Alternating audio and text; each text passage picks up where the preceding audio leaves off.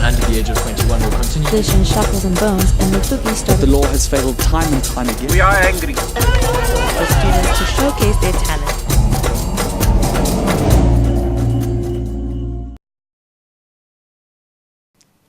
Good evening and welcome to OppiTV's first webcast of 2015. I'm Carrie Moraladi. And I'm Pierre Durant.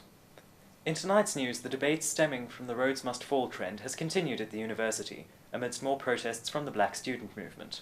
The issue first erupted after the University of Cape Town started conversations about the removal of their statue of Cecil John Rhodes. It then spread to Rhodes University, where the issue of a name change, amongst other issues, were brought up.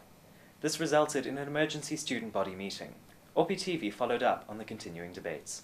SRC, together with the university's management, called an emergency meeting to address the student body on issues of transformation. Students, staff and members of the public were eager to have the Vice-Chancellor address them on issues that transpired during the week.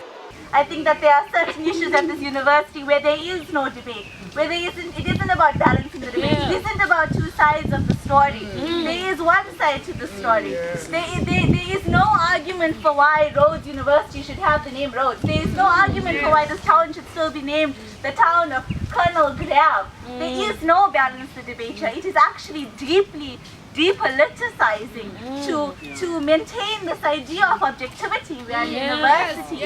It's supposed to be about robust political debate. We're supposed to be taking these things forward. But this kind of balance the debate and social media listicles and hashtags, they're not contributing anything. They're not contributing anything intellectually. I'm really proud that we can hold such a conversation. So it is not burdensome on me, and I've listened very attentively to all that has been said. You see, the worst thing a person can do is to delegitimize and trivialize your lived experience. As soon as you try to democratize the process, canvassing opinion from alumni, in particular, current students and staff, the majority view, I imagine, would be not to change the name. So if you go, as I say, follow a democratic process, then the name will have to stay. If you adopt a more authoritarian route, the people who object to the name change will complain not only about the change, but also about the process leading to the change. They will say, well, there's no consultation. And there are a lot of alumni out there who give quite a lot of money to Rhodes. And those are the ones who will say, well, I'm going to stop giving money. This is Kuzo Tsikane reporting for OppiTV, Grahamstown. A Grahamstown local was recently arrested for allegedly being the kingpin of an international child porn ring. The suspect was arrested by a joint team of SAPS officers and FBI detectives. He is said to have exploited over 600 girls aged between 8 and 13, the majority of whom are in the United States. As a result, he may be extradited to the United States to face trial. OppiTV caught up with the SAPS national spokesperson for more details. Look, we are hopeful about the case that, he will be convicted. The only thing we can confirm that is that it's him and his partner. They are facing the charges of possession and distribution of child pornography.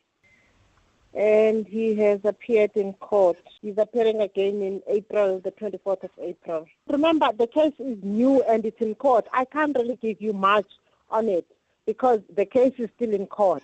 Remember, whatever I say much about it, it will be used against us in court. And we don't want to jeopardize that. The Rhodes University Give 5 campaign has long been heralded as a landmark initiative which helps give pocket money to the less fortunate Rhodes University students. Fears have, however, been raised over the commercialization of the campaign, as many fear it has lost its core aims and become a showpiece. OppiTV investigated the controversy. It's commercialized, not a problem, because if it resonates and it vibrates around campus that giving to this Give 5 campaign and it goes to someone to better someone's life, that's not a problem. Just because you're making it known around campus and you're saying that this res has got this much money and this res has got that much money, that doesn't matter as long as the money goes back to another person, not to a university. I think the Give 5 event is an amazing campaign. I think it's done pretty well. But obviously I feel personally that the highest res gets a plasma screen, if I'm not mistaken. So in my thinking, okay, sure, they get a plasma screen, but do they need a plasma screen? I don't think there's a problem with it being commercialised, but I do think that there is a problem if people think that the fundraising only ends after that 1 week, because the fundraising continues throughout the year. We have societies who will be fundraising throughout the year. I've got quite a few plans from other residences of their plans to fundraise throughout the year. The TV, which is part of the competition, the winning res receives the television. The students, when they fundraise for Give 5, they're not going to get the television themselves. They're actually winning the television for their residents. So in actual fact, they're winning it for other people. Interested in OppiTV? Here's how to watch us online. Jump onto the oppitinpress.com in your web browser. Click the OppiTV tab and enjoy our wide range of video content on demand.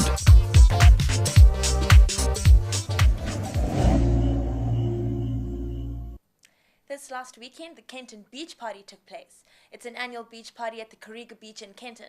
This year, it attracted over 700 people, with the proceeds going to the SPCA Grahamstown, as well as the Grahamstown Feeding Association. And that's all from us tonight. Now we head over to Brandon for our sports update. Thereafter, we'll be speaking to SRC President Sianda Makubo in relation to the Rhodes Must Fall controversy.